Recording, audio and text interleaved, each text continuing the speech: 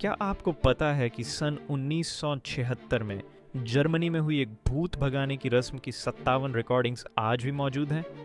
एनालिस Michel नाम की एक लड़की के अंदर 6 अलग अलग आत्माएं थीं। उसके मुंह से निकली आवाज़ें उसकी अपनी बिल्कुल नहीं थीं। कभी गहरी मर्दाना आवाज़, कभी बूढ़ी औरत की, कभी बच्चों की चीख। सबसे डरावनी बात यह थी कि ये सभी आवाज़ें एक साथ बात करती थीं, एक ही मुंह से। डॉक्टरों ने कहा कि इंसान के गले से ऐसी आवाज़ें नहीं निकल सकती, लेकिन रिकॉर्डिंग्स में साफ सुनाई देता है। 10 महीने तक चली इस रस्म में। आखिरी रिकॉर्डिंग में 6 आत्माएं एक एक करके उसका शरीर छोड़ती हैं। हर आवाज़ अलग, हर आत्मा की पहचान अलग। आज भी वैज्ञानिक इसका जवाब नहीं दे सकते। क्या सच में भूत होते हैं या कुछ और था?